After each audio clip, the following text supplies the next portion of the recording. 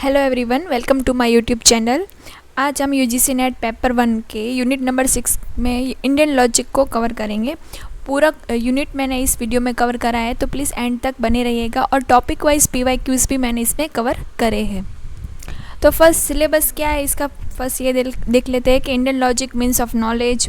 इसमें हम प्रमाण, जिसमें प्रत्यक्ष, अनुमान, उपमान, शब्द, अर्थपति, अनुपलब्धि के बारे में हम जानेंगे। उसका स्ट्रक्चर देखेंगे एंड काइंड्स ऑफ अनुमान के बारे में देखेंगे, व्याप्ति के बारे में देखेंगे एंड हेत्वाभास, fallacies of inference, formal and informal fallacies को कवर करेंगे एंड टाइप्स ऑफ डेफिनेशंस भी हम इसमें कवर करने वाले हैं। तो first, the etymological meaning of the word philosophy is love of learning and it is interpreted as an intellectual quest of the truth। ठीक है कि फिलोसॉफी का मतलब क्या होता है, लव ऑफ लर्निंग। ठीक है, in Sanskrit the word darshana meaning vision. दर्शन का मतलब क्या है इन संस्कृत टर्म्स में, विजन, और the instrument of the vision is use to denote philosophy. It stands for direct, immediate and initiative vision of reality, the actual perception of truth and the means which lead to ultimate realization। ठीक है कि जहाँ से हमारे जन्म से लेके हमारे एंड तक, हमारे डेथ तक का जो अल्टीमेट ट्रूथ क्या है उसके बारे में हमें इससे हमें जानने को मिलेगा।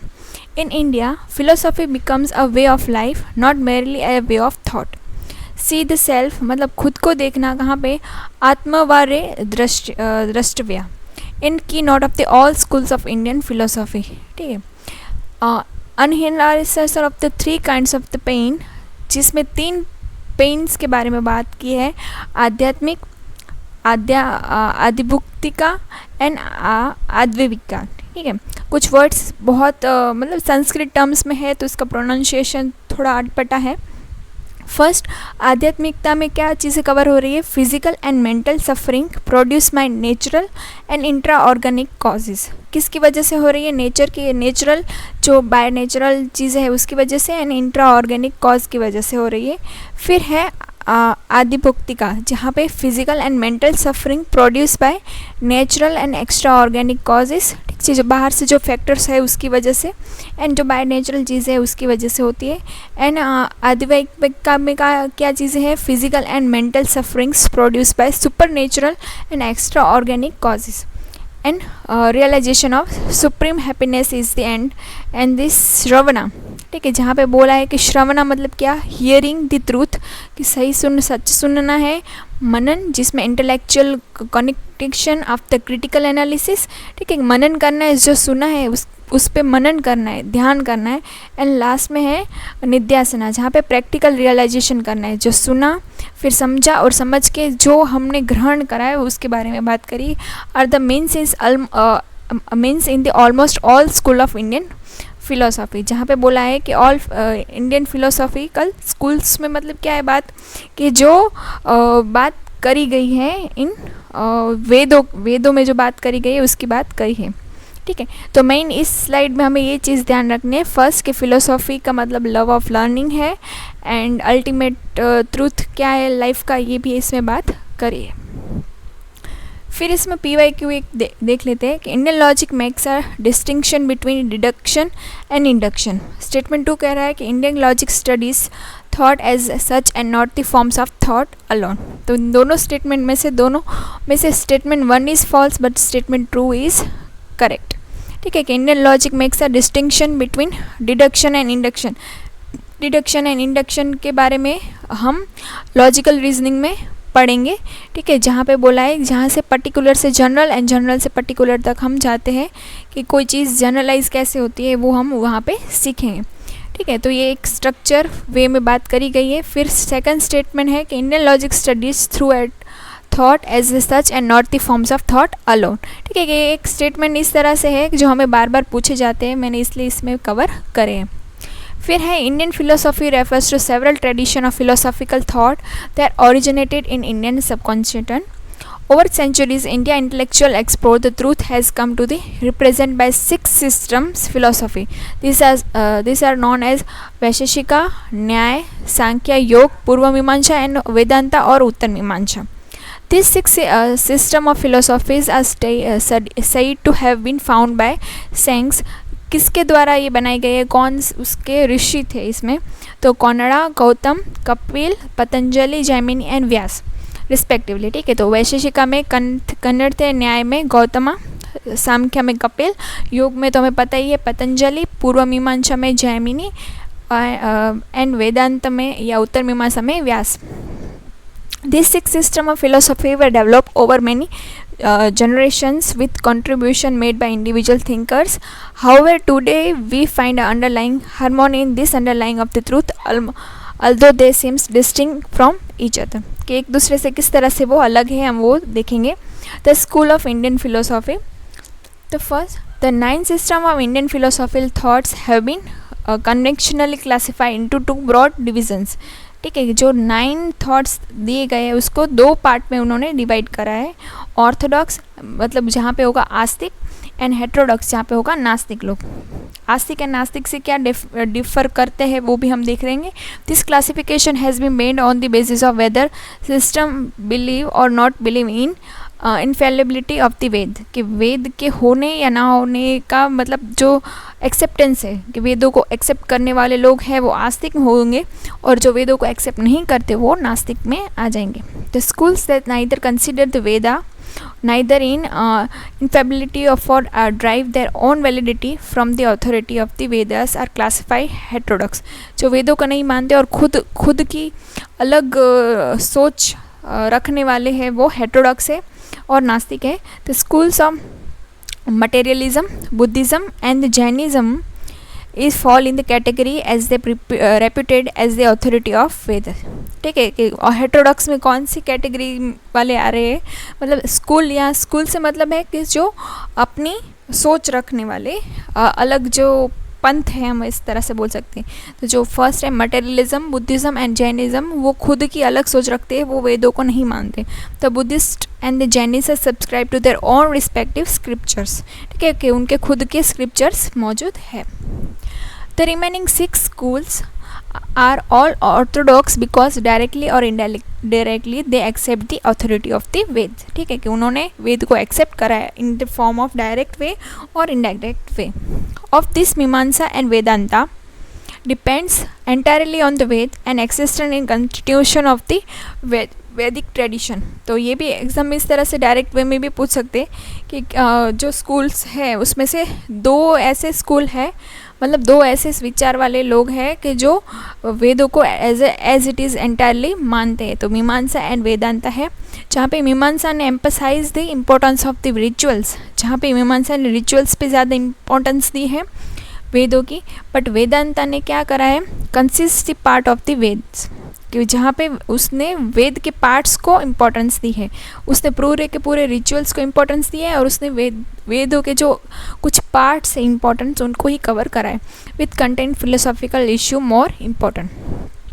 फिर है Sankhya, Yoga, Nyaya and Vaisheshika are not based on the Vedas but they accept the authority of Vedas.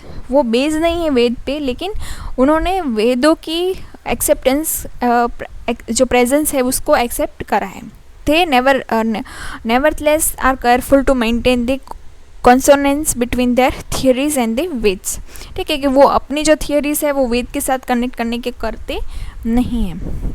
फिर एक एक करके हम चीज़ों को समझते हैं। Orthodox schools of Indian philosophy, जहाँ पे ऑर्थोडॉक्स से मतलब है आस्तिक schools, originally called Sanatan Dharma, are collectively refer to as Hinduism in modern time. The ancient Veds are their source and scriptural authority. Hinduism consists of 6 systems of philosophy and theology. First Sankhya, जहाँ पे है किसने दिया था, कपिल ऋषि ने। Sankhya is the oldest of the orthodox philosophical system and is a postulate everything is reality system from purusha, self, soul और mind and prakriti. बराबर, तो एग्जाम इस तरह से कुछ पूछ सकते हैं कि सांख्य है तो वहाँ पे पुरुष एंड प्रकृति की बात करी है, जहाँ पे पुरुष से मतलब क्या है, सेल्फ, सोल एंड माइंड, जहाँ पे प्रकृति की matter, creative energy and synergy की बात करी है। फिर है पुरुष कैन नॉट बी मॉडिफाइड और चेंज वाइल प्रकृति brings change in all the objects, जहाँ पे पुरुष खुद से कुछ चेंज नहीं कर सकता, सब प्रकृति के हाथ में ही है। फिर है योग। योग में तो पता ही है हमें, जहाँ पे पतंजलि ने दिया था, जहाँ पे this freedom could be attend by practising self control.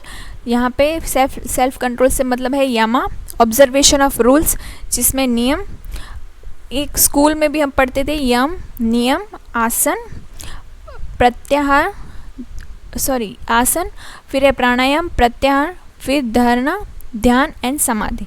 तो इसी फॉर्म में इसके सीक्वेंस हमें याद रखना है। यम से सेल्फ कंट्रोल, नियम से ऑब्जर्वेशन ऑफ द रूल्स, फिर आसन से फिक्स पोस्चर, फिर प्राणायाम से ब्रेथ कंट्रोल, फिर प्रत्याहरण से object choosing the object and fixing the mind, dharana, and concentrating on the chosen objects, जहाँ पे ध्यान, and the complete dissolution of self, merging the mind and the object, जहाँ पे समाधि, जहाँ पे लास्ट स्टेज है समाधि, जहाँ पे खुद को हमने एज इट इज़ वहाँ पे मुक्त कर दिया, खुद को प्रकृति के साथ हमने जोड़ दिया है। Yoga admit the existence of God as a teacher and the guide. फिर है न्याय, किसने दिया था? गौतम ने, और न्याय वाली फुल हमारे सिलेबस में कवर करी गई है।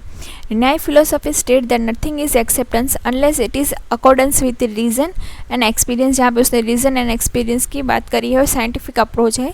Nyaya is consider as a technique of the logical thinking, ठीक है, जो हमारा सब्जेक्ट का नाम ही है।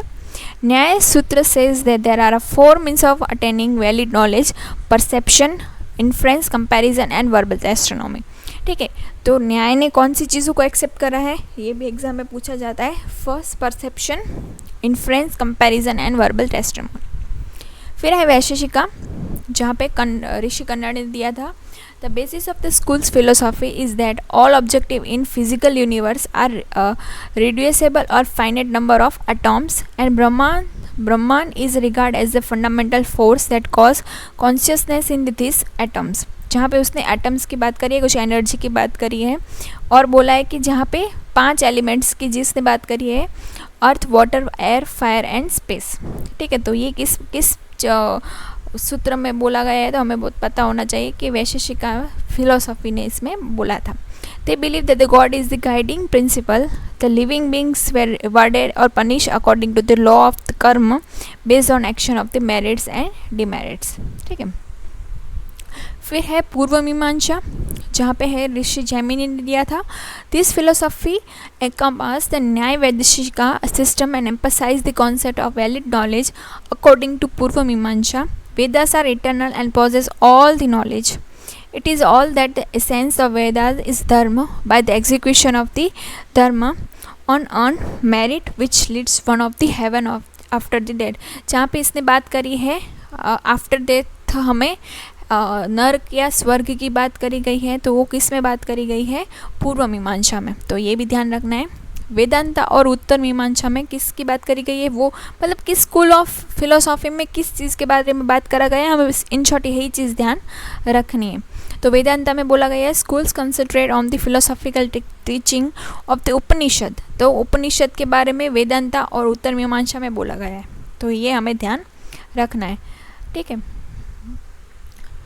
फिर unorthodox schools of Indian philosophy, जहाँ पे बोला गया है schools that do not accept the authority of the Vedas by the definition unorthodox nastik system, the following schools belongs to the heterodox schools of Indian philosophy, जहाँ पे फर्स्ट है चारवाक, जहाँ पे है किसने दिया था? बृहस्पति। चारवाक इज मटेरियलिस्टिक, उसका दूसरा नाम भी याद रखना है, materialistic sceptical and aesthetic school of the thought. According to the Charvaka there is no other world, hence death is the end of the humans and pleasure is the ultimate object in the life. It is also known as Lokyata philosophy, the philosophy of masses, ठीक है, जिसमें first पहले बोला था ना कि after death की बारे में बात करी है वेदों में, लेकिन यहाँ पे जो मटेरियलिस्टिक फिलोसॉफी है वो बोल रही है कि death is the ultimate truth, मतलब कि डेथ के बाद कोई लाइफ नहीं होती और जो हैप्पीनेस है वही अल्टीमेट ट्रूथ है लाइफ का और ऑब्जेक्ट है। फिर है बुद्धिस्ट फिलोसॉफी जो दी है सिद्धार्थ गौतम ने। Buddhism is not a non theistic philosophy whose tenets are not specially concerned with the existence or the non-existence of the God. Buddha concerned that the world as a full of mystery, and they consider a man's duty to seek liberation from the painful world. He strongly criticized blind faith in traditional scriptures like the Ved.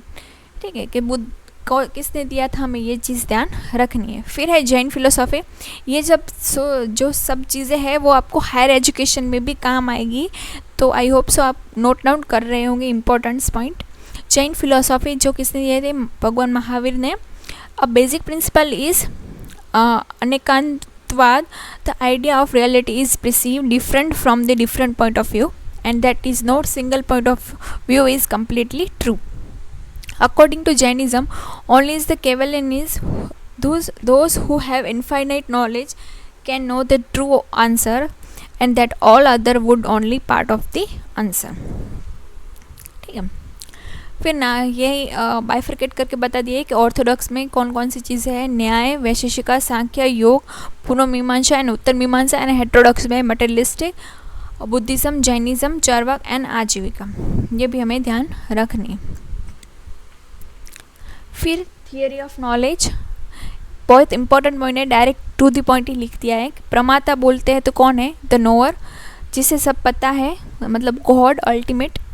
प्रमेया, the knowable, जिसे हम जान सकते हैं, जिसे जाना जा सकता है.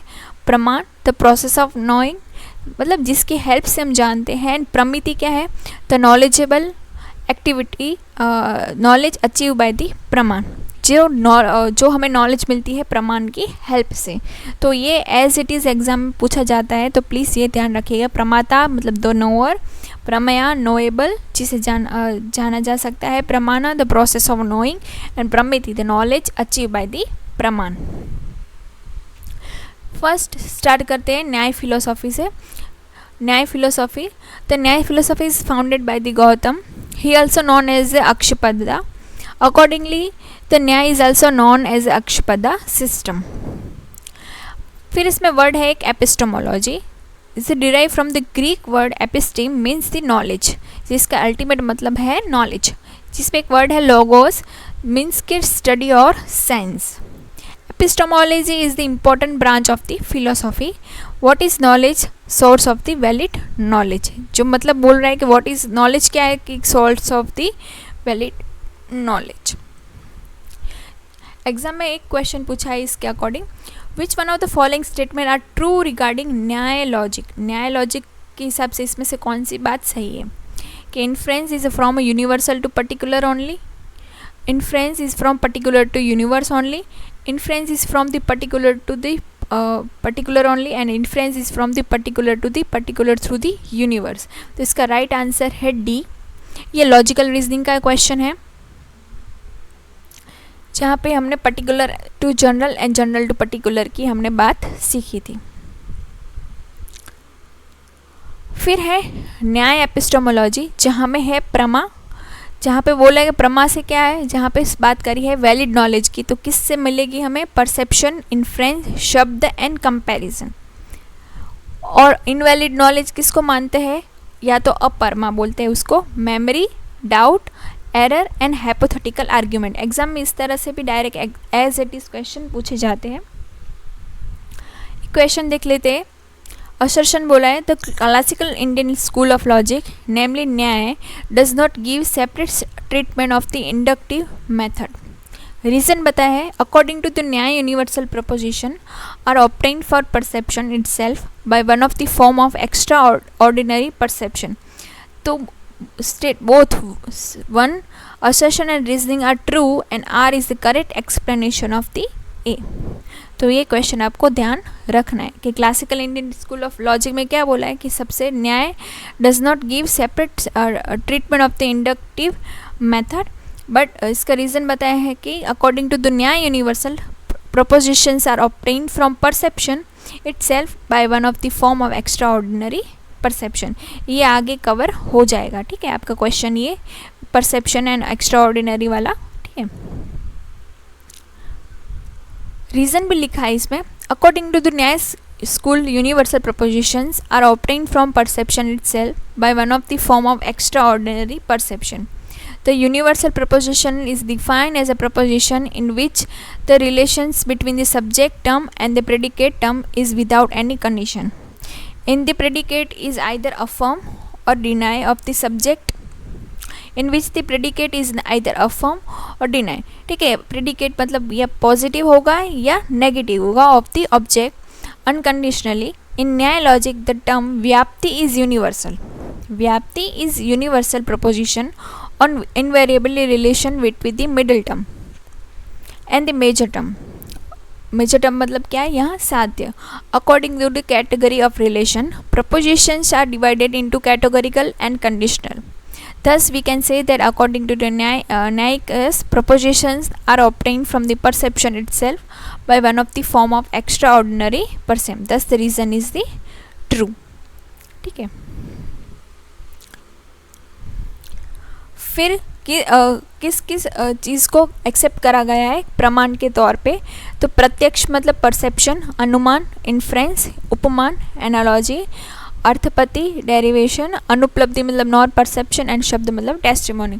तो जो लोकयता है उसने सिर्फ प्रत्यक्ष एंड अनुमान को ही एक्सेप्ट करा है. फिर वैशेषिका ने भी दोनों को ही एक्सेप्ट करा है. फिर सांख्य ने परसेप्शन, अनुमान एंड शब्द को एक्सेप्ट करा है as the valid source of knowledge.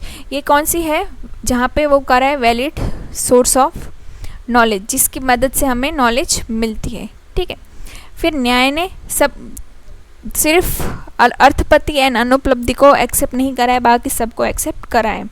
और मीमांसा ने सिर्फ अनुपलब्धि को एक्सेप्ट नहीं करा है और सबसे ज़्यादा अद्विता ने सबको एक्सेप्ट करा है. तो एग्ज़ाम में एज इट इज़ ये क्वेश्चंस पे पूछते हैं कि मतलब कि कोई न्याय फिलोसॉफी है उसने कौन कौन सी नॉलेज को एक्सेप्ट करा है या कौन सी को नहीं करा है. तो ये भी आप एक बार अपने नोट में नोट डाउन कर लीजिएगा.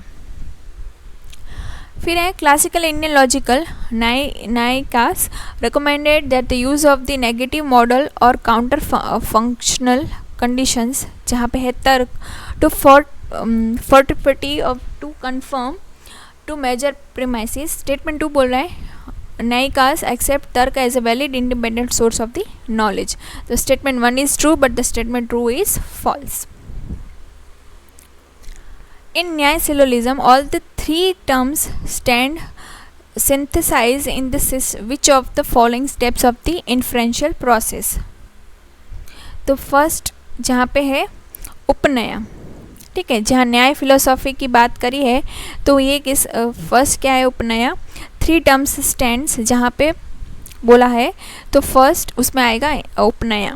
ठीक है, एग्जाम्पल कंक्लूजन एंड रीज़न ये नहीं होगा, उपनया होगा. तो following steps of inferential process जहाँ पे होगा इन्फ्रेंशियल प्रोसेस के लिए. स्टेटमेंट 1 है according to the Nyaya philosophy an argument does not proceed on the issue that are well establish. Statement 2 बोल रहा है according to the Nyaya philosophy an argument can proceed only on those issues that are completely and absolutely unknown. तो statement 1 is correct but statement 2 is incorrect.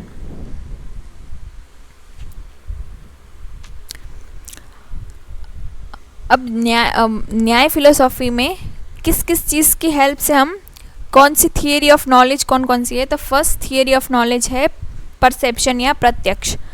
Valid source of knowledge accepted by every school of Indian philosophy. Perception is that valid knowledge produce by the contact of a object with the sense organ. ठीक है, जो हमें first source of knowledge है and जो हमें direct sense से मिलता है, जिसकी हेल्प से हम fast and most direct way to receive information, but we can perceive only what is exposed to our sense, hence it is incomplete knowledge.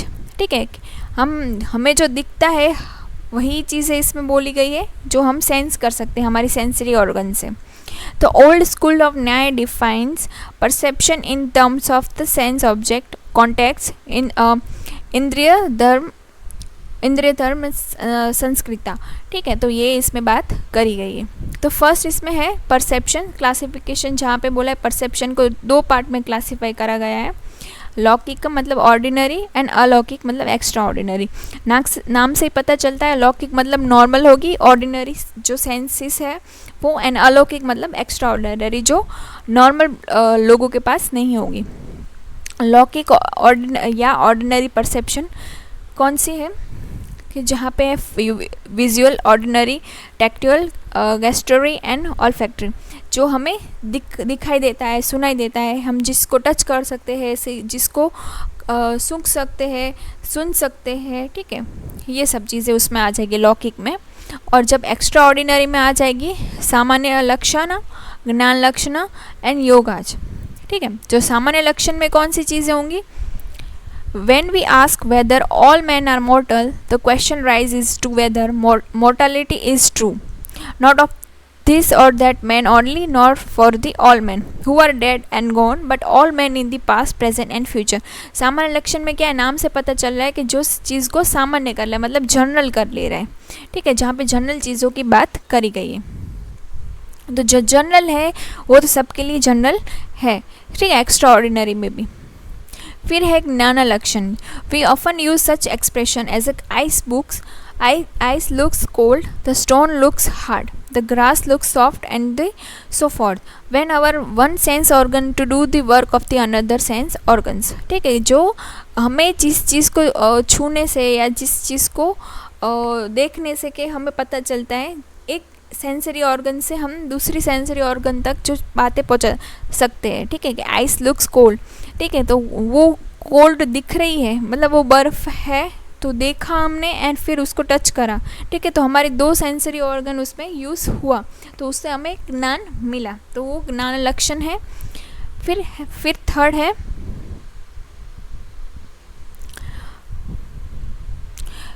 Third है योगा। तो नाम से ही पता चलता है योगा में क्या होगा कि जब हम योगा की हेल्प से हमें जो चीज़ें बारे में पता चलता है, पता है ना, योग करके भी लोग बहुत सारी सिद्धि हासिल कर लेते हैं, तो वो इस चीज़ में कवर हो जाएगी। फिर है 3 models of ordinary perception. First है निर्विकल्प, जिसमें है इंडिटर्मिनेट, फिर है सविकल्प, डिटर्मिनेट, फिर थर्ड प्रतिज्ञा, जिसमें है रिकॉग्निशन। तो जहाँ पे फर्स्ट इंडिटर्मिनेट में कौन सी चीज़ है? The first stage of perception, ठीक है, जो फर्स्ट स्टेज है परसेप्शन की, जो हमें दिखाई देता है साइकोलॉजिकल इन नेचर। ये एग्जाम के पॉइंट ऑफ व्यू से इंपॉर्टेंट स्टेटमेंट है। Psychological in nature but it's knowledge is logical on the nature.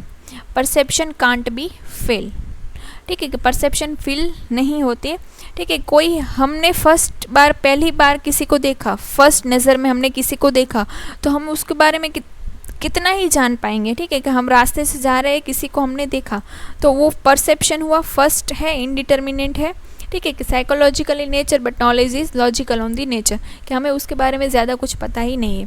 फिर डिटर्मिनेंट में क्या होगा? सेकंड स्टेज है, इन डेप्थ होगा, फिर चीज़ें परसेप्शन कैन बी फेल्ड। फिर हमने उस पर्सन को एक बार देखा, फिर दोबारा हम रास्ते पे अगर दूसरे दिन जा रहे हैं, फिर उसको देखा एंड फिर हमने अगर बातचीत शुरू करी, तो फिर हमें पता चला उसके बारे में, हमारी दोस्ती हो गई इस तरह से, तो फिर हम धीरे धीरे उस पर्सन को जानने लगे, तो वो सेकंड स्टेज पे डिटर्मिनेट में होगा। एंड फिर होगा third stage about the past experience और दी मेमोरी रिकॉग्निशन, ठीक है, तो वो तो बता हो गई कि हमने अगर वो पर्सन को हम दूर से देखेंगे तो भी हम उसको जान जाएंगे, ठीक है। तो यही है 3 मॉडल्स ऑफ ऑर्डिनरी परसेप्शन। तो ये परसेप्शन वाला फिनिश हो गया। फिर है नेक्स्ट अनुमान, जहाँ पे जिसको बोलते हैं inference. In Indian logical inference is known as अनुमान।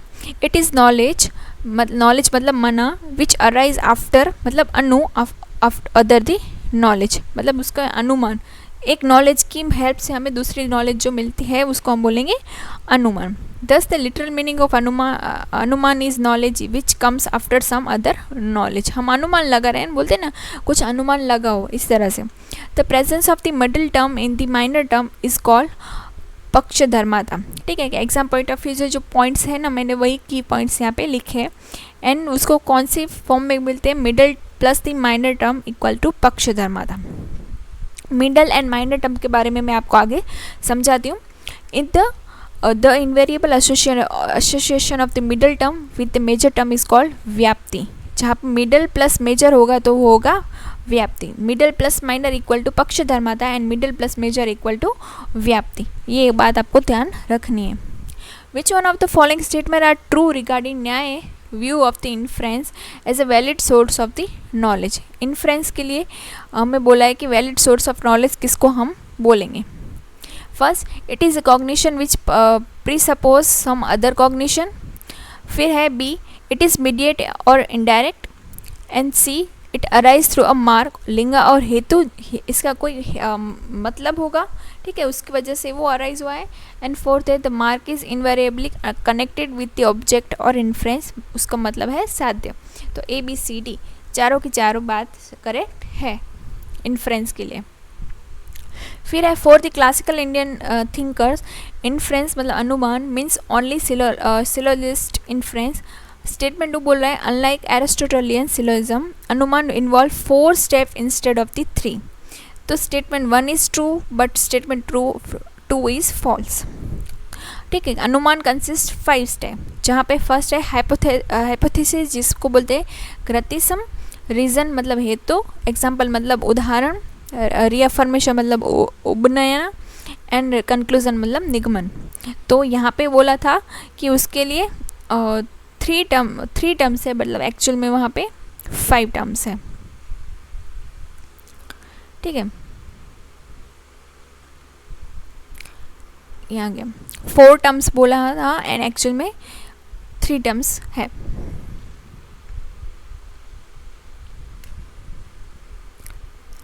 फिर नेक्स्ट है स्ट्रक्चर ऑफ अनुमान। इन एवरी अनुमान देर आर 3 टर्म्स, साध्य, पक्ष एंड हेतु। These 3 terms correspond to the major, minor and middle term respectively. हेतु is also called लिंगा। व्याप्ति is ground of the अनुमान। व्याप्ति तो होनी चाहिए, व्याप्ति is the main, ठीक है, कि इसमें वही बोला है कि व्याप्ति होनी चाहिए, उसकी वजह से ही तो होता है जो रीज़न है, जो रिलेशन मेंटेन करती है मिडल एंड माइनर टर्म के बीच। हेतु is also called the Linga. For the Indian thinkers, inference मतलब अनुमान means only a syllogistic inference based on the relation of the invariable concomitants between the middle term and the major term. Statement 2 है there should be absence of the middle term wherever there is an absence of the major term. जब middle term होगा वहाँ पे major term absent होगा। both statement 1 and 2 are the true। तो ये statement form में जो क्वेश्चन होते हैं ना, तो कभी कभी एज इट इज़ पूछ लेते हैं, तो जो स्टेटमेंट वाले क्वेश्चन है ना, तो वो आप अपनी बुक में अच्छे से नोट डाउन कर लीजिएगा। फिर है in the Aristotelian syllogism there major terms and the minor term stand apart in premises through they are concern with middle term with each other. Statement 2 कह रहा है कि Nyaya syllogism all the 3 terms stand synthesize in उपनया। तो both statement are correct.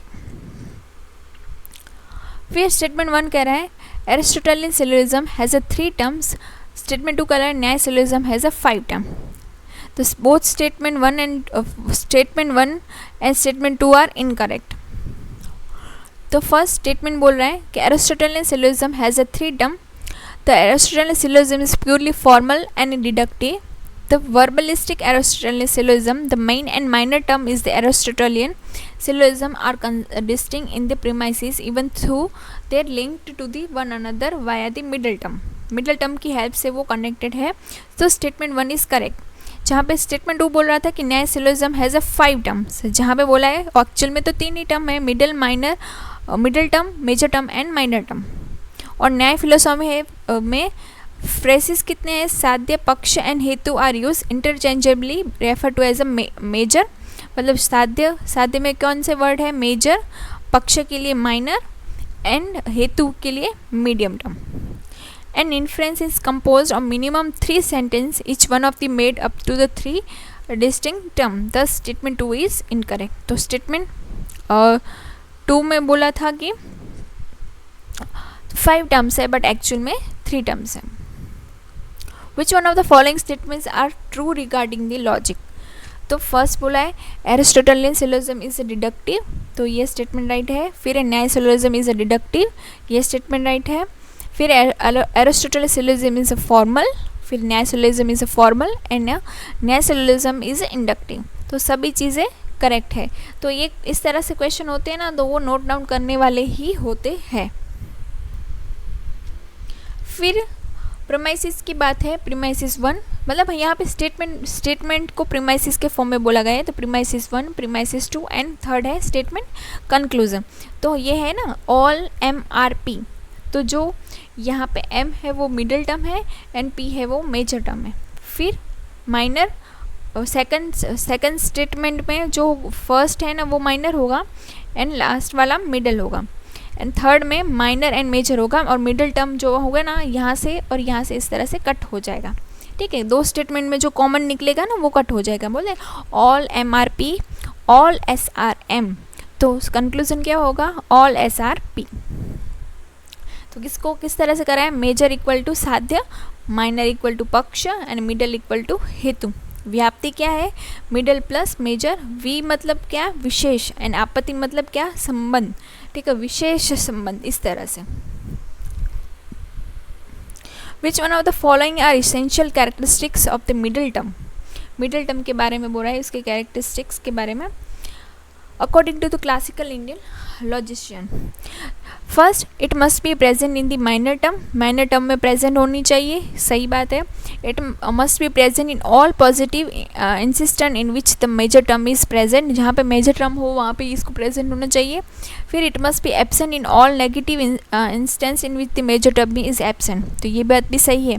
ठीक है ना, it must be compatible with the minor term, तो ये बात रॉन्ग है। ठीक है, तो ये आपको चीज़ को ध्यान रखना है। फिर है according to the classical Indian school of logic Nyaya, which one of the following condition must be fulfil by the true middle term. True middle term के लिए, हेतु के लिए बोला है। It must be found in minor term, पक्ष, ये बात सही है। It must be found in all similar instances, it should not be found anywhere where major term मतलब साध्य इज एब्सेंट। एंड फोर्थ है the minor term in which it said to be exist should not be impossible. तो चारों की चारों statement right है। फिर classification of अनुमान, अनुमान का क्लासिफिकेशन देख लेते हैं। साइकोलॉजिकल क्लासिफिकेशन जहाँ पे स्वार्थ एंड परार्थ, फिर नेचर ऑफ व्याप्ति के बेस पे पूर्वावत, शेषावत एंड सामान्य दृष्टता बेस्ड ऑन इंडक्शन के बेस पर, केवल्यावयी, Kewalya व्यतिरिकी and Anvay व्यतिरिकी। First based on psychological जहाँ पे स्वार्थ अनुमान एंड प्रारथ अनुमान। ठीक है, स्वार्थ मतलब क्या ऑन दी वन सेल्फ खुद के लिए, एंड प्रारथ में for other. There are 5 member of the प्रारथ अनुमान, जहाँ पे है प्रतिज्ञा, हेतु, उदाहरण, उपनयन एंड निगमन। एज इट इज इसी सीक्वेंस में याद रखना है। इसका हम सिलोजिज्म न्यूमेरिक्स बनाएंगे मतलब फोन। ठीक है, प्रतिज्ञा, हेतु, उदाहरण, उपनयन and निगमन। According to classical Indian school of logic, inference for the oneself is called Swarth Anuman, and second statement is Swarth Anuman is a syllogism and has to be presented in language. तो statement 1 is true but statement 2 is false.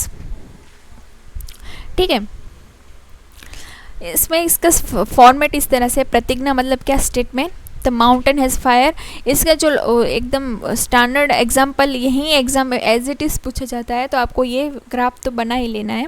प्रतिज्ञा मतलब statement, the mountain has fire. फिर हेतु जहाँ पे reason because it has a smoke. ठीक है, mountain में फायर है, क्यों हमें पता चला कि स्मोक दिख रहा है हमें इसकी वजह से। फिर उदाहरण मतलब example, when ever the smoke is fire like a kitchen, तो हम स्मोक को किससे के साथ कंपेयर, स्मोक के जो फायर है उसको किसके साथ कंपेयर कर रहे हैं, किचन की जो आग होती है किचन में उसके साथ। फिर है उपनया मतलब रीअफर्मेशन, जहाँ पे the mountain has a smoke which is invariable associate with the fire. जो आग, माउंटेन में जो पहाड़ में जो आग लगी है, जो स्मोक है वो कहाँ उसके इसके साथ, फायर के साथ कनेक्टेड है। फिर है निगमना मतलब conclusion, hence the mountain has a fire, मतलब उसको क्या कंक्लूड करेंगे कि माउंटेन हैज़ अ फायर। जहाँ पे प्रतिज्ञा स्टार्ट होगी वो कंक्लूजन वहाँ कंक्लूजन उसी में होगा। ठीक है, जहाँ से प्रतिज्ञा स्टार्ट होगी कंक्लूजन उसी पे बेस रहेगा। प्रतिज्ञा, हेतु, उदाहरण, उपनय and निगमन। According to the classical Indian school of logic, which one of the following statement of inference involved application of the universal concomitance to the present case? ठीक है। The hill has a fire because it has a smoke, what ever has a smoke has fire, example on the oven. This is has a smoke which is invariable associated with the fire and therefore the hill has a fire. तो इसका right answer है D. तो हम बोलेंगे ना, steps of inference involve application of universal concomitance to the present case. ठीक है, तो जो हिल वाला एग्जाम्पल है ना, hill has a smoke which is invariable, ये एसोशिएट विथ द फायर। तो एग्जाम्पल की ही बात करी है जिसकी वजह से हमें इन्फ्रेंस, हमें अनुमान हमने लगाया। तो अनुमान कहाँ से लगाया हमने, जो उसको कंपेयर करा फायर के साथ किचन की। Which one of the following steps of inference state the reason for the establishment of the proposition according to the classical Indian school of the logic? The hill has fire because it has a smoke. Whatever has a smoke has a fire, example oven. The hill has a smoke which is invariable associated with the fan, therefore the hill has a fire. The establishment of the proposition according to preposition के लिए अभी बोला है, तो यहाँ होगा because it has a smoke. ठीक है, तो ये हमें ध्यान रखना है प्रपोजिशन के लिए। और यहाँ पे बोला था इन्फ्रेंस के लिए, इन्फ्रेंस को एप्लीकेशन के लिए। ठीक है, तो यही इसमें दिखना है हमें। Which one of the following correspond to the हेतु according to the classical Indian logician, because it has a smoke. Reason के लिए हमें पता होनी चाहिए, तो रीज़न के लिए स्मोक है ना, हमने बोला था ना ये वाला, रीज़न के लिए स्मोक। फिर and based on nature of व्याप्ति के बेस पे पूर्वमत, शेषावत एंड सामान्य दृष्टता। तो पूर्वमत में क्या, we infer the unperceived effect from the perceived cause. For example, when the former presence of the dark heavy clouds in the sky, we inform that there will be rain. ठीक है, कि पूर्ववाद है, पहले पता होगा first cause and after the effect, उसको हम अंगत काल भी बोलते हैं। फिर है शेषावत, जहाँ पे होगा first effect and after cause, उसको बोलेंगे अतीत काल, मतलब जो बीत गया होगा शेषावत। For example, when we see a river in flood and infer that there was a heavy rain, we have cause of the शेषावत inference. ठीक है, बारिश हो गई, उसके बाद जो हमें आसपास कीचड़ दिखाई, हम बाहर निकले, हम अंदर आप पढ़ रहे हो आराम से, बाहर बारिश हो गई, आपको पता भी नहीं है, ठीक है, बाहर सब कीचड़ कीचड़ दिख रहा है आपको, तो आपको पता चलेगा ना कि हाँ बारिश हुई होगी, तो वो किसका एग्जाम्पल होगा, शेषावत का। और आप पढ़ाई करने बैठने वाले हो और उससे पहले आपने बाहर देखा होगा कि बाहर आकाश में बादल है, तो वो क्या होगा, वो होगा पूर्वावत। फिर थर्ड है सामान्य दृष्टता, जहाँ पे होगा this inference is based on certain observe points of the general similarity, जिसको बोलेंगे वर्तमान काल, जो वर्तमान काल पर बेस है। ये भविष्य काल पर बेस होगा, ये भूतकाल पे, एंड ये वर्तमान काल पे। First, when inference is based on not cohesion but on uniformity for of the coexistence, what is the called as per the classical Indian school of logic, तो उसको बोलेंगे सामान्य दृष्टता। ठीक है, जहाँ पे ना पहले की बात करी है ना बाद की बात करी है, तो वो होगा सामान्य दृष्टता। Which one of the following inference are based on caution according to the न्याय view of the inference? First, A and B, जहाँ पे है आंसर इसका, inferring future rain from the dark cloud and inferring past rain from the swing muddy water in the river। ठीक है, based on caution, जो base है caution के base पे, ठीक है, व्याप्ति के बेस पर। फिर है बेस्ड ऑन इंडक्शन के बेस पर है केवल्य अन्वयी, केवल्य व्यतिरेकी एंड अन्वय व्यतिरेकी। तो बेस्ड ऑन द, जहाँ पे केवल्य अन्वयी में जो है, जहाँ पे है middle term which is only positively related to the major term. Example, all knowledgeable objects are nameable, the pot is a knowable object and therefore the pot is the nameable object। जहाँ पे सभी जो दोनों state पे बराबर, perception 1, 2 and conclusion, वो तीनों चीज़ें हैं वो पॉजिटिव है, तो उसको बोलेंगे केवल्यान वही। केवल्य व्यतिरेकी में क्या होगा, based on the middle term which is only negatively related to the major term, जहाँ पे सभी चीज़ें नॉट आ जाएगी, कोई चीज़ नॉट आ गई ना तो उसका कंक्लूजन भी नॉट की तरफ ही जाएगा, तो वहाँ पे होगी नेगेटिव बात। फिर है अन्वय व्यतिरेकी में होगी based on the middle term which is both positively and negatively related, जहाँ पे दोनों बातें होंगी पॉजिटिव भी एंड नेगेटिव। तो एक स्टेटमेंट पॉजिटिव होगा, दूसरा स्टेटमेंट नेगेटिव होगा। जो एग्ज़ाम में क्वेश्चन पूछा है वो देख लेते हैं। जहाँ पे है स्वार्थ अनुमान, जहाँ पे कौन से उसके साथ जाएगा, थर्ड के साथ, सारथ अनुमान में जाएगा third. No formal statement of the different अनुमान members of the inference, no formal statement, ठीक है, वो खुद के लिए ये परारथ अनुमान में होगा फोर्थ।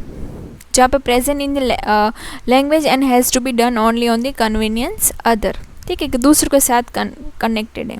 फिर है केवल वही अनुमान, जहाँ पे सेकंड है terms agreed only in presence there being no instance of their agreement in the absence, ठीक है। एंड केवल या व्यतिरेकी में होगा first middle term is always and only negatively related, जहाँ पर नेगेटिव बात आ गई नहीं तो हमें पता है व्यतिरेकी तेरी रेकी, मतलब हम ऐसे बोल देंगे ना वो तेरा है वो मेरा है, जो इस तरह से नेगेटिव बात करता है तो उससे हमें याद रह जाएगा negatively related to the major term. फिर है थर्ड उपमान। उपमान is Sanskrit word which means comparison of resemblance. It is one of the praman or source of the correct knowledge in Indian philosophy, but not all the Hindu schools of philosophy accept the upaman as the distinct praman. Upan is the association of the something previously unknown by virtue of the similarity to the something that is known. For example, someone who has never seen a wild ox is told as resembles cow, ठीक है, जिसने कभी नील गाय नहीं देखे, बोले नील गाय, तो उसको वो बोलेगा ना वो किसकी जैसी लगती है, तो कोई ऐसा बोलेगा ना वो ऐसा गाय की तरह लगती है। When the person sees the wild ox, he she observe that it is similar to the cow and thus is believed it to be the wild ox. उसके कंपोनेंट्स देख लेते हैं। सब्जेक्ट ऑफ कंपैरिजन का क्या होगा, उसको बोलेंगे उपमा यम यम। फिर ऑब्जेक्ट ऑफ कंपैरिजन को बोलेंगे उपमा मनम, ठीक है, नाम। फिर एंड एट्रीब्यूट्स में क्या होगा, सामान्य।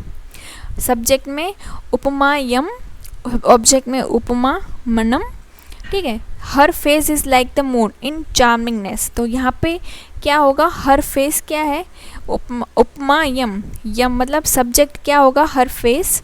मून मतलब क्या, ऑब्जेक्ट क्या है यहाँ पे, उपमनम मून, जिसके साथ कंपेयर कर रहे हैं। एंड चार्मिंगनेस क्या है, वो सामान्य है, जिसको मतलब बोल रहे हैं कि उसके साथ कंपेयर करके जिसकी हम उपमा दे रहे हैं वो क्या है, ठीक है। तो एग्ज़ाम में इस तरह से भी पूछ सकते हैं, आपको एक स्टेटमेंट दे देंगे एंड आपको पता होगा कि यम नम कहाँ पे आ जाएगा, वो इस तरह से। फिर in which one of the following means of knowledge a hitherto unseen object is known through cognition of the its similarity in some respect which in already seen, ठीक है। सीन अनसीन इस तरह से जो बात होती है ना तो वो कंपैरिजन में ही आ जाती है उपमाना में। फिर है which one of the following is true regarding उपमाना as a means of knowledge according to the Nyaya school. तो first, it is knowledge derive from the comparison, it is roughly correspond to the analogy, and third, it is defined knowledge of the relation between the world and its denotation, ठीक है। जो इसके as it is डेनोटेशन से मतलब करेंगे जो इसके dictionary words होते हैं वो। एंड इट्स काइंड ऑफ अनुमान इन्फ्रेंस, तो ये तो नहीं है, ठीक है, क्योंकि ये तो अलग ही नॉलेज है। ए बी एंड सी इसके राइट आंसर होंगे। फिर है an American is told by his friend that Asian buffalo is like a बिसॉन in such respect. When the American visit Asia and come across the buffaloes, he come to know that the animal seen by him is buffalo. Which one of the following means of knowledge? ये कौन सी knowledge है, मतलब यहाँ पे comparison की बात हो रही है ना कि एशियन बफेलो के साथ मुझे अमेरिकन लोग इसको बिशॉन कह रहे हैं इस तरह से, तो वो हैगी उपमान। फिर स्टेटमेंट वन है क्लासिकल इंडियन लॉजिशियन न्यायिकास डिफाइन उपमान comparison as the cognition of the new object through the similarity known by another means of the cognition. Statement two कह रहे हैं द न्यायिकास कंसिडर उपमान as a type of inductive reason and therefore view it is a type of inference अनुमान। तो statement one is correct but two is the incorrect.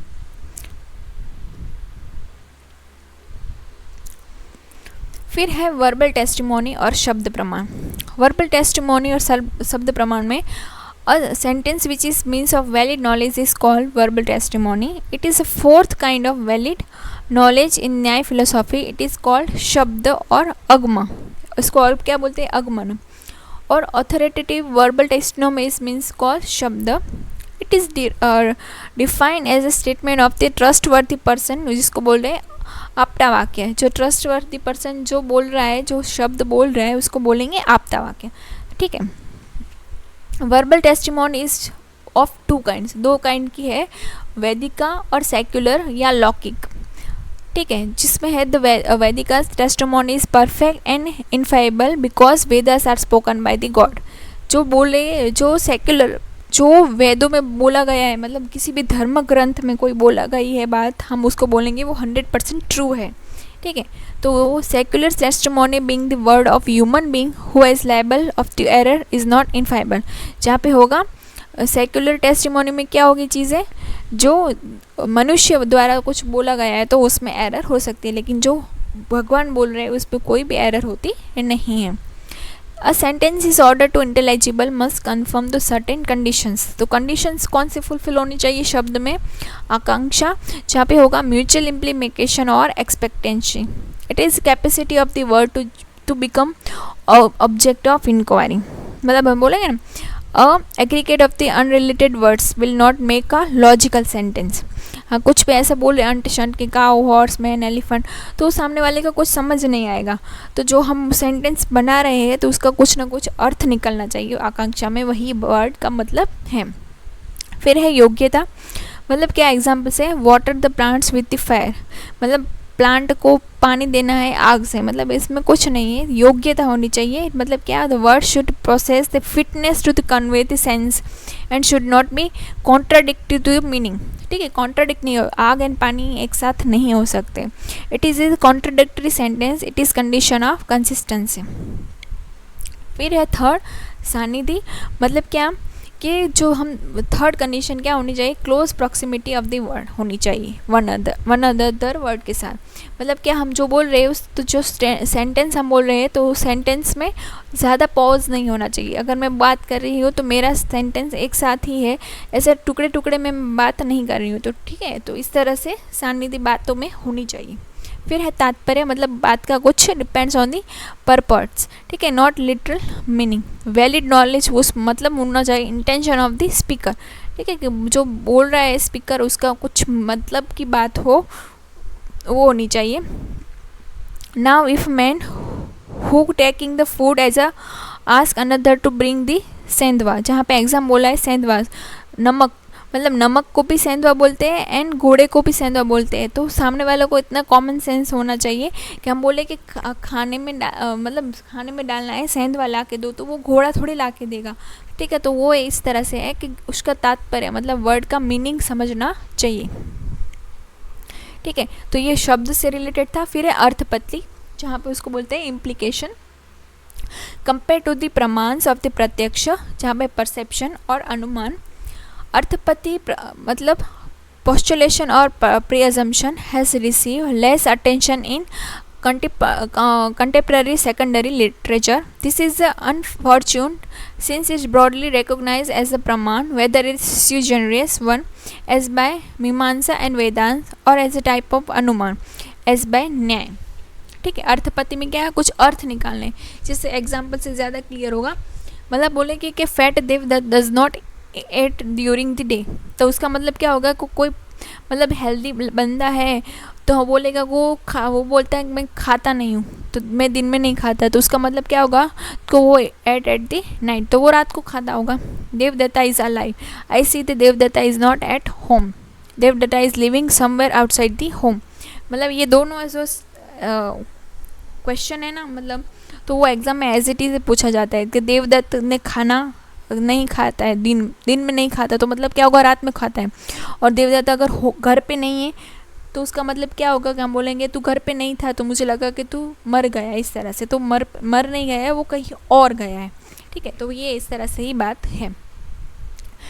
Which one of the following means of the knowledge involve position of the something for making any unit of cognition self complete. ठीक है, अर्थपति में कुछ अर्थ निकालना है, postulation. फिर है according to the classical Indian thinkers in which one of the following means of the knowledge we accept a fact और principle for explaining an undeniable fact which otherwise can not be explain. तो इसका right answer है postulation अर्थपति। The argument that the fact saint must be eating secretly at the night, बोला ना ये वाला example as it is पूछा जाता है, उसका आंसर है अर्थपति। An objective if thrown upward starts to come downward after reaching the particular height. Therefore, there must be some force that must be pulling that the objects toward the Earth's surface. This argument is based on which of the following means of the knowledge. तो अर्थपति, तो हम उसका meaning निकालते हैं ना कि वो ऊपर की ओर जाता है, तो इसका मतलब क्या है कि वो नीचे की ओर भी आएगा, इस तरह से। फिर है अनुपलब्धि, non apprehension. Anupalabdhi is the Sanskrit term means the non-perception. In the yogic and the Hindu philosophy of the Advaita Vedanta system and the Bhatt school of the Purva Mimamsa is said to be one of the 6 Praman or mean of the obtaining knowledge. Anupalabdhi is the last of the 6 Praman. ठीक है, किसी चीज़ के ना होने से भी हमें knowledge मिलती है तो हम उसको बोलेंगे अनुपलब्धि। ठीक है, तो अनुपलब्धि में क्या होगा कि हमने कुछ टेस्ट करवाए। ठीक है, अभी पहले था कि कोविड था बीच में, तो हम कोविड के एग्जाम्पल से समझे, तो कोविड का टेस्ट हमने करवाया, तो कोविड का टेस्ट करवा के हमें पता चला कि हमें कोरोना नहीं है, तो ना होने की वजह से हमें पता चला ना कि नहीं है, तो टेस्ट करवाया तो हमें पता चला। तो अनुपलब्धि मतलब क्या कि हमें कुछ नहीं मिला। ठीक है, कि रिजल्ट में मतलब जो आया नेगेटिव आया वो। ठीक है, अनुपलब्धि is when the non perception of the objective gives information is to be non existence, किसी की चीज़ के ना होने की वजह से जो हमें नॉलेज मिलती है। फिर हेत्वाभास, fallacy of the inference. Fallacy means middle term appear to be reason but is not valid reason. जहाँ पे होगा फैलेसी मतलब क्या, यहाँ पे कुछ चीज़ें एरर है, यहाँ पे कुछ फॉल्ट है। ठीक है, तो इन्फ्रेंस की फैलेसी है, तो फर्स्ट असीधा, this is a fallacy of unprove middle term, as it is पूछी जाती है। वेद एर एग्जाम्पल भी इसके एज इट इज़ ही होते हैं। असीधा मतलब क्या, this is a fallacy of unprove middle, जहाँ पे होगा whenever there is a fire there is a smoke, जहाँ जहाँ आग होगी वहाँ धुआं होगा। फिर है सव्य विचारा, जहाँ पे होगा fallacy of irregular middle, the hill has a fire because it is a knowable, hill पे आग है क्योंकि हमें वहाँ पे जाना जा सकता है। फिर है सत प्रतिपिक्षा, जहाँ पे होगा middle term is contradicted by another middle term.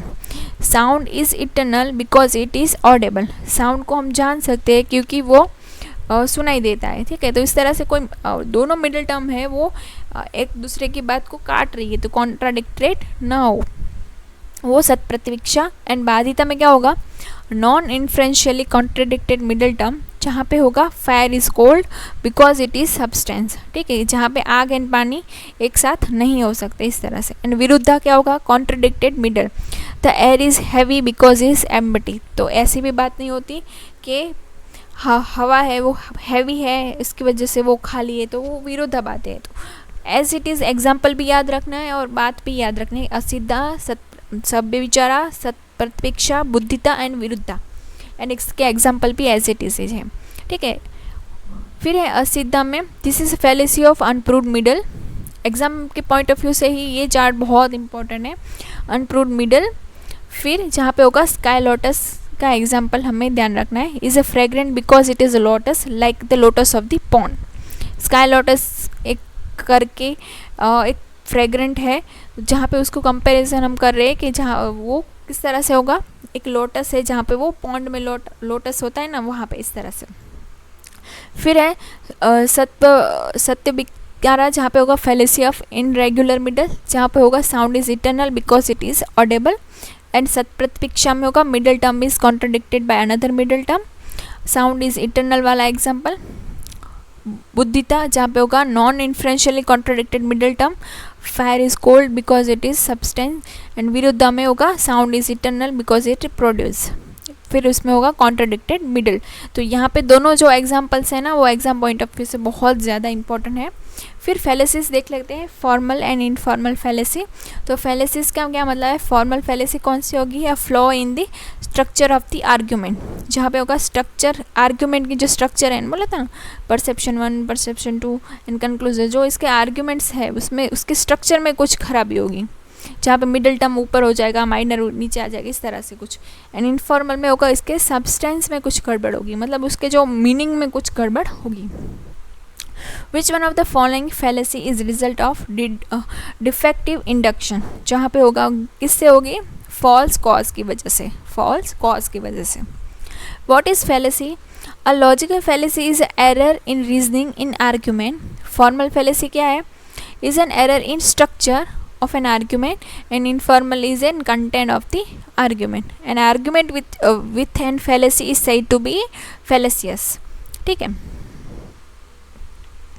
फिर according to the classical Indian logician, all fallacies are material fallacy, and statement 2 है according to the classical Indian logician, fallacies could be purely normal as well as purely informal. तो statement 1 is correct but statement 2 is incorrect. Formal fallacy is an error in reasoning due to its defective logical structure, and informal fallacy is error in reasoning found in the content of the argument, not in the form of the logic. Error is a logical in structure, कहाँ पे होगा इसके structure में, and यहाँ पे इसके logic में. Always has a flaw in logical structure and its deduction is wrong. He has error because it may involve irrelevant information, ambiguation, arguments, incorrect assumption etc. किसकी वजह से होगा? तो इन सभी चीज़ों की वजह से इनफॉर्मल फैलेसी क्रिएट होगी। फिर है informal fallacies, defective reasoning that make weak argument appear stronger. Tools of advertisement, propaganda, charlatans and sincere yet self-deceive people who make claims without the benefit of the good evidence. Aristotle was first thinker to begin to classify various types of defective inference that prove psychologically persuasive but not logically advocate reason to believe a claim. तो fallacy start करते हैं। First है ad hominem, जिसका मतलब है which is Latin from the against the man, जो properly किसके against the man है, is undoubtedly one of the most common logical fallacy and often the bread and butter to the politician debates and campaigns. ठीक है, कि वो particularly main के again है। अगर सबसे ज़्यादा कहाँ पे पॉलिटिशियंस डिबेट्स में ये हमें देखने को मिलती हैं, को एक बंदा दूसरे के क्रिटिसाइज कर रहा है। This offer occurs when the someone attacks directly to the person making an argument rather than criticise the argument itself. वो जो बंदा आर्ग्यूमेंट कर रहा है उस आर्ग्यूमेंट को क्रिटिसाइज नहीं कर रहा है, वो बंदा उस बंदे को ही क्रिटिसाइज कर रहा है। ठीक है, फिर जहाँ पे हम एग्जाम्पल से देखें तो in other words, one replace logical argumentation with attacks directed towards their opponent's personal quality. ठीक है, personal qualities such as their character, background, intelligence, morals, physical appearance, reputation and creditness. Example से हम देखें कि कोई एक हीरोइन को हम लेते हैं, एक्ट्रेस को, कि अगर बिपाशा बासु से हम कहे कि उसको कोई फेयर एंड ब्यूटी क्रीम की ऐड करनी है, तो हम क्या बोलेंगे उसको कि तुम्हारा मतलब, हम उसको नहीं टारगेट कर रहे हैं लेकिन एग्जाम्पल के थ्रू अब मैं आपको समझा रही हूँ, तो हम उसको बोलेंगे कि तू ऐड तो कर रही है, हम उसके पर्टिकुलर ऐड को क्रिटिसाइज़ नहीं करेंगे, हम बिपाशा बासु को क्रिटिसाइज़ यहाँ कर रहे हैं कि तुम क्रीम लगा रहे हो लेकिन तुम्हारे फेस पे तो ग्लो नहीं आ रहा है। ठीक है, एग्जाम्पल और भी है बहुत सारे, कि कोई हेयर की ऐड कर रहा है, ठीक है, हेयर ऑयल की, तो और ऑयल लगा रहा है लेकिन उसके खुद के बाल बड़े नहीं हैं, लेकिन वो एडवर्टाइज कर रहे हैं, तो हम वहाँ पे क्या करेंगे, उस बंदे को ही क्रिटिसाइज कर रहे हैं। फिर है strawman. Strawman occurs when someone attacks और destroy version of the original argument that they have themselves created. The strawman जहाँ पे होगा they attacked on the argument the opponent does not really hold in order to ridicule और disprove their claim. ठीक है, कि हम उस straw man में क्या होगा कि attack the opposition the opponent does not really have, कि उस बंदे को उसके कंटेंट के लिए हम उसको टारगेट करें स्ट्रॉमैन में, कि उसको इतना क्रिटिसाइज़ करें कि वो अपने जो उसने स्टेटमेंट क्रिएट करा है उस स्टेटमेंट में ही उसको इतना उलझा दे।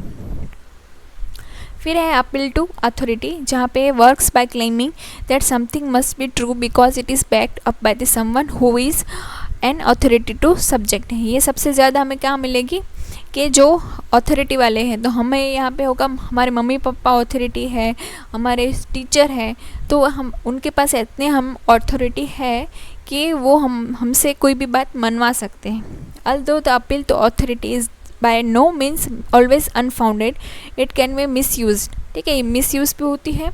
मम्मी पापा हमसे सबसे ज़्यादा इमोशनल अत्याचार इससे करवा लेते हैं। ठीक है, तो ये इसमें कवर होगी। ठीक है, जिसमें हम बोलेंगे कि Miss World says that socially correct things for the vegetarian quiets to the dinner party is to look perfectly happy eating salads, therefore to act likewise is the social correct thing to do. ठीक है, यहाँ पे कौन सी fallacies है? Appeal to inappropriate authority. ठीक है, कि वो एक मिस वर्ल्ड ने कुछ बोला तो हम वो बात सुनेंगे। ठीक है, कोई फिल्म स्टार या इन्फ्लुएंसर हमें कोई बात बोलता है तो जिस तरह से हम उसको एक्सेप्ट करते हैं, वही बात यहाँ पे है। फिर है slippery slope. Slippery slope fallacies are also known as absurd extrapolation, works by moving an argument from sensible premises to the undesirable or extreme conclusion via a number of steps. The first, seemingly unimportant event is suggested to lead to a more significant event, which leads to an even more significant event and so on. Just example से ज़्यादा clear होगा। राई का पाड़, एक छोटी चीज़ से हम एकदम बड़ी चीज़ बना लेते हैं। कि हम एग्जांपल लें कि ये तो लड़की है, आज इसने छोटी है साइकिल मांगी, कल एक्टिवा मांगेगी, फिर कार मांगेगी, फिर प्लेन मांगेगी। ठीक है, तो इस तरह से वो बोलते हैं कि हम एक ज़िद पूरी करेंगे तो उसकी वजह से उसकी सारी ज़िद पूरी करनी पड़ेगी। तो स्लिपरी स्लोप में यही एग्जांपल है इसका। Which one of the informal logical fallacy is committed in the following statement? If you give him an inch, he will take mile. तो यही है ना कि आज तुम इसको थोड़ा हाथ दो, मतलब उंगली दोगे, वो पूरा हाथ ले लेगा इस तरह से, तो वो स्लिपरी स्लोप। फिर है the secretaries have asked us to prove lungs area that they have spent their coffee break. Their request will have to refuse if we give them lungs area. Next they will ask to space swimming pools। ठीक है, यही बोल रहा है कि आज हम उसको ये देंगे तो वो दूसरी बार ये मांगेंगे, स्विमिंग पूल मांगेंगे, फिर जिम मांगेंगे, फिर driver also the bank corrupt से। ठीक है, धीरे धीरे हम बैंक करप्ट हो जाएंगे इस तरह से। तो ये क्या सब चीज़ें हैं? स्लिपरी स्लोप है, इमेजिनरी सब चीज़ें हो रही हैं उनके दिमाग में। फिर है the बैंगवन। The Bangman fallacy, which is especially common in world of the advertising, it is based on the assumption that the opinion of the majority is always correct। ठीक है, जो majority बोलेंगी वो सबसे ज़्यादा सही होगा। In other words, if most people do or believe something, it is cannot be wrong or incorrect। ठीक है, majority बातें हम मानते हैं कि सही होती है, लेकिन ऐसा हर बार ज़रूरी होता नहीं है। It is something called appeal to popularity और आर्गुमेंट टू एट पॉपुलम। ठीक है, तो दूसरे वर्ड्स भी आपको इसके ध्यान रखने। Appeal to ignorance. This logical fallacy is based on the assumption that if we can not prove something it must be true और false, thus it is argument must be true if it is cannot be proved false and if it is cannot be proved false it must be true। Example हम God से देखते हैं। जो आस्तिक लोग हैं, जो God को मानते हैं, वो बोलेंगे कि हाँ ये सब हो रही है चीज़ें भगवान की वजह से है। जो नास्तिक है वो बोल रहे हैं कि नहीं ये सब भगवान की वजह से नहीं है। तो वही आर्ग्यूमेंट होगी। तो कैसे बोल सकता है कि भगवान ने नहीं करा है? तो वो बोलेंगे तुमने भगवान को देखा है, वो बोलेंगे नहीं देखा। तो इस तरह से वो आर्ग्यूमेंट ही चलती ही रहती है। ठीक है, तो वो इसमें ये अपील टू इग्नोरेंस है कि किसी चीज़ के ना होने की वजह से भी हमें पता चलता है कि वो चीज़ है या नहीं है। Which one of the informal logical fallacy is committed in the following argument? No one has a show that the aliens did not create a crop circle, so the crop circle must have been made by the aliens। ठीक है, तो यही है appeal to ignorance। Fallacy in which proposition is held to be true just because it has been proved false or false just because it has not been proven true। किसी चीज़ को गलत साबित नहीं कर सकते क्योंकि वो हमारे पास सबूत नहीं है कि वो सही है, और सही नहीं कर सकते साबित, मतलब इस तरह से ये कि हम उसको गलत रॉन्ग प्रूव नहीं कर सकते क्योंकि रॉन्ग के लिए भी हमारे पास कुछ सबूत नहीं है। आर्गुमेंट फ्रॉम द इग्नोरेंस और add इग्नोरेंटम। Which one of the following fallacy involve defective induction? तो यही है आर्ग्यूमेंट फ्रॉम द इग्नोरेंस। फिर है false dilemma, another common line of flawed reasoning, it is अगर व्हेन ओनली टू चॉइसेस। ठीक है, जिस तरह से हम बोलेंगे for example someone assert that you either love me और यू हेट मी। ठीक है, हम किसी एक को यही ऑप्शन दे, या तो तुम लव करो या हेट करो, तो मतलब हम उसको दो ही ऑप्शन दे रहे हैं, तो मतलब क्या होगा कि उसके पास दो ही चॉइस है, तो उसके पास और चॉइस ना होने की वजह से भी फैलेसी क्रिएट हो रही है। फिर है हैस्टी जनरलाइजेशन, जहाँ पे है faulty generalisation and argument from small numbers, this common offer occurs when general conclusion is drawn based on sample size that is too small. ठीक है, बहुत ज़्यादा स्मॉल साइज़ की होने की वजह से भी उसको जनरलाइजेशन कर दिया जाता है। जिस तरह से एग्जांपल देखें तो one girl doing smoking, all girls are too. ठीक है, कि कोई एक बड़ी सोसाइटी में अगर कोई एक लड़की स्मोकिंग कर रही है और किसी ने देख लिया तो उसको लगेगा आजकल की सभी लड़कियां स्मोकिंग करती है। ठीक है, तो एक जनरल बात, एक छोटी से लाखों लड़कियों में से कुछ 10 लोग करते होंगे स्मोकिंग, उसकी वजह से सभी लड़कियों को ऐसा बोल रहे कि वो सभी स्मोक करती होंगी। इस तरह से considering the speech given by the school principal today, I would conclude that he is not good the above argument.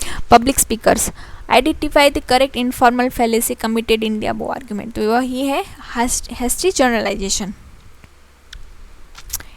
An informal fallacy in which one move carelessly from individual case of the given class of the person or things to all member of the class is called B&E, fallacy of conversion, accident and hasty generalisation. ठीक है, तो ये चीज़ आपको ध्यान रखनी है। कुछ फैलेसीज बहुत ज़्यादा, लगभग 20+ फैलेसीज है, लेकिन कुछ फैलेसीज एग्ज़ाम में एज इट इज़ पूछी जाती है, तो वही मैंने इस पीपीटी में कवर करी है। फिर है red hearing फैलेसीज। Red hearing is a फैलेसीज that works by derailing the actual issues being discussed to an irrelevant topic. It is deliberate made diversion and the common strategy used when the topic is disadvantageous or uncomfortable to the argue. Emotional अत्याचार। ठीक है, कि हम बाहर गए थे घर से और रात को हम लेट आए, तो उसकी वजह से क्या होगा, मम्मी पापा हमारे राह देख रहे, तो उसमें क्या होगा कि मम्मी और पापा दोनों ही गुस्से में हैं, हम आए एंड हमने उनको उनके जो टॉपिक था मेन, उससे हमने उसको भटका दिया कि क्या हुआ पता है, हमारा एक्सीडेंट होते होते रह गया, या फिर मम्मी मुझे बहुत ज़्यादा भूख लगी है, कुछ खाने को दो। तो क्या होगा कि वो हम लेट आए हैं वो बात को वो भूल ही जाएंगे और दूसरे किसी बात या दूसरे टॉपिक में हम उनको उलझा देंगे। तो रेड हेयरिंग फैलेसीज में ऐसा ही होता है।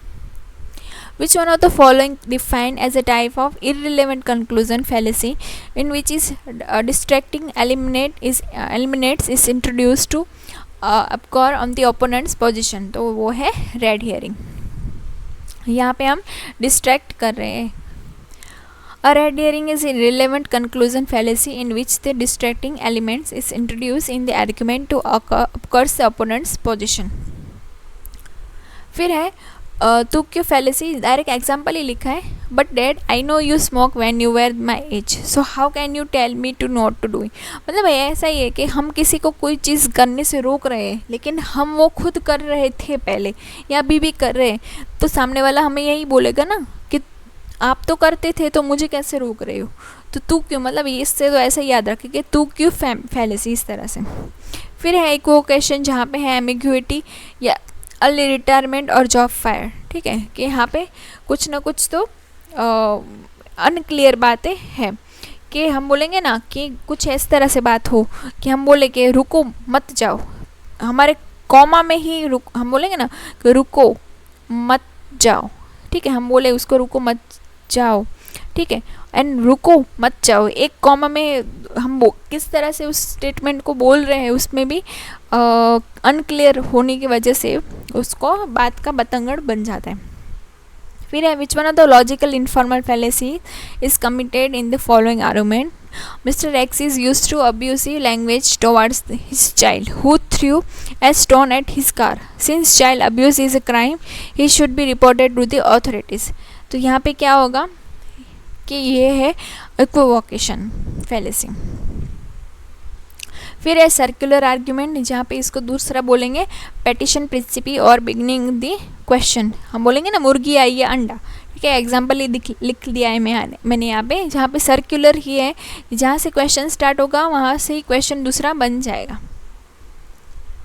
False a fallacy in which the conclusion is started और assume which one of the premises is known severally as first petitio principii, फिर है C begging the question and E circular argument. ठीक है, तो ये क्वेश्चन बहुत important है। फिर है XYZ home finance offer best financial product in the country because like a family member and good friend XYZ homes finance fulfill your need to have your own sweet home. Which one of the following fallacies is committed ad populum? ठीक है कि यहाँ पे एक साथ जो बात बोली गई है, ठीक है, तो वही मान लिया जाता है।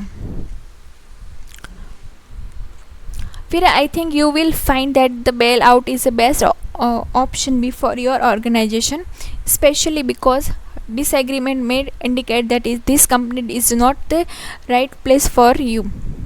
तो ये होगा अपील टू फोर्स, जहाँ पे हमें फोर्सफुली कोई बंदा बोल रहा है तो हमें उसको मिसयूज़ कर रहा है उसकी खुद की पावर का।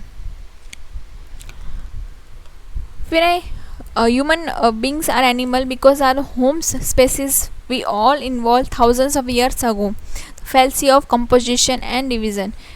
ठीक है, तो कुछ चीज़ें हमें पता है ये तो नहीं है, फॉल्स कॉज भी नहीं है, सही बात बोली है, फैलेसी ऑफ एक्सीडेंट भी नहीं है, तो ऑब्वियसली यही सही उसका आंसर होगा। The maths teacher said that there was an be no talking during the test, so it is fair that the Chandni had points deduct for the asking to go the washroom because she felt sick. तो fallacy of accident, ठीक है, तो ये common ही question था, एकदम question easy था। ठीक है, कि वो ना बोला था कि नहीं किसी को भी आवाज़ नहीं करनी है, किसी को कुछ पूछना नहीं है, लेकिन उसको वॉशरूम जाना था तो उसने परमिशन लिया। ठीक है, तो उसकी वजह से क्या हुआ कि ये कौन सी फैलेसी हुई, बाय द एक्सीडेंट ये चीज़ हुई, तो fallacy of accident. The universal must be spherical in form since all the constituent parts of the universe, star and planets, etc. are spherical in the form. Which fallacy is committed in the above argument? Fallacy of composition. फिर logical informal fallacy is committed in the form of following statement. The Beatles were the best rock group of the 1960s since they sold more records than any other rock band. The appeal to majority. फिर है fallacies that occur due to I appeal to non-rational method of intimidation. तो one का है for argument of peculum. Fallacies that occur when the argument makes an appeal to the character of the person. First argument of ad hominem. Fallacies that occur when the argument is a form of emotional gallery. Appeal to the C का है third argument of ad populum. And fallacies of that occurs when general rules is applied to case which rule is inapplicable to accident fallacy. Which of the following is not a fallacy of ambiguity? तो है accident. Use of language is connotation denotation of the term definition. Denotation functions क्या है? Literal meaning मतलब dictionary definition, मतलब dictionary में जो home word है उसका जो एज इट इज़ वर्ड दिया है उसको हम बोलेंगे डिक्शनरी, डी से डेनोटेशन, डी से डिक्शनरी। फिर कॉनोटेशन में क्या होगा? एक्स्ट्रा मीनिंग, मतलब हम बोलते हैं ना होम से हम क्या बोलते हैं? होम स्वीट होम, इस तरह से जो हम एक्स्ट्रा मीनिंग बोलते हैं वो। डेफिनेशन ऑल है। लेक्सिकल डेफिनेशन मतलब क्या? It is also known as the reportive definition, और भी बोला जाता है इसको reportive. According to the Oxford dictionary lexical means relating to the word और vocabulary of the language. Thus the lexical definition relate to the words of dictionary. ठीक है, इसका इन शॉर्ट वर्ड क्या याद रखना है? ये वर्ड के साथ रिलेटेड है, डिक्शनरी के साथ रिलेटेड है, और it is difficult to change, क्योंकि डिक्शनरी में लिख दिया हुआ है ना, तो इसको चेंज करना डिफ़िकल्ट है। फिर है stipulative definition. It is a new meaning giving to an already existing term और meaning assign to a new term. ठीक है, ऑलरेडी जहाँ पे बोलेंगे एग्जाम्पल, हम बोलेंगे ना कि बोलते हैं लॉल, इसका मतलब लॉट्स ऑफ लव भी होता है and laughing out the loud भी होता है, ठीक है। तो कुछ लोग इसको इस तरह से भी बोलते हैं, प्रोनाउंस करते हैं, तो ये भी है। एंड और भी क्या इसका एग्जांपल ले तो सेल्फी, पहले सेल्फी वर्ड डिक्शनरी में ही नहीं था, जब से मोबाइल का फ्रंट कैमरा आया है इसके बाद ही सेल्फी वर्ड का हम बोल सकते हैं कि इजाद हुआ है इस तरह से। तो dictionary and become the lexical definition. फिर है प्रिसाइजिंग डेफिनेशन, मतलब क्या, the purpose of precising definition is to reduce the vagueness of the word, ठीक है, वैगनेस ऑफ द वर्ड, इसकी डिफ़िकल्टी दूर करना है। There are a term in our language which must be precise definition based because some future actions are based on our knowledge of the theme, combination of lexical and stimulative definition. फिर है intentional definition, also known as connotation definition or the definition by the comprehension, specifying the proper or feature of the term. For example water, तो हम बोलेंगे कि उसके अलग अलग properties है, फिज़िक्स में उसकी अलग प्रॉपर्टी है एंड केमिस्ट्री में उसकी अलग डेफिनेशन है। तो इंटेंशनल डिपेंड करती है कि उसका उस पर्टिकुलर सब्सटेंस का कहाँ पे यूज़ हो रहा है। फिर है persuasive definition, some definition are intend either mainly और एटलीस्ट पार्टली और to influence attitudes, influence attitudes, persuade करना मतलब किस तरह से हम उसको इमोशनली, ठीक है, कि इमोशनली हम उसको परसुएट करें। When this definition are categorise insist the either favorable or unfavorable response to the object so defined. फिर है असिद्धा is a fallacy when the middle term is unproved. फिर है from the following defined illustrate the fallacy of the unproved middle term के लिए, तो अश्रद्धा, स्वरूप सिद्धा, फिर है थर्ड व्याप्त श्रद्धा, ठीक है। What is fallacy is committed in the following: Mr. X is wrong in what he said because he is undisciplined by the nature. तो क्या होगा? ad hominem. Everyone believe that there is a soul, therefore you should also believe it. तो ये होगा ad populum, ठीक है, सब लोग बोल रहे हैं तो हमें भी मानना चाहिए. God is great because he does not great things. He does great things. तो ये है fourth petition principi. फिर have you stop telling lies, this type of fallacy is complex in question, ठीक है। क्या इसका मतलब क्या होगा? पहले तुम झूठ ही बोलते थे तो अभी झूठ बोलना बंद करोगे, इस तरह से, तो वो फैलेसी ऑफ कॉम्प्लेक्स क्वेश्चन। फिर हेतुवाफास fallacy produce in the conclusion due to refutation of the साध्य बाय द हेतु इज नोन एज विरुद्धा, ठीक है। तो आई होप सो आपको इस वीडियो से थोड़ी हेल्प मिली होगी आपके रिवीजन के लिए। तो बाकी आप वीडियो को लाइक कर दीजिएगा, शेयर कर दीजिएगा अपने फ्रेंड्स के साथ एंड सब्सक्राइब करना प्लीज़ मत भूलिएगा। Thanks for watching.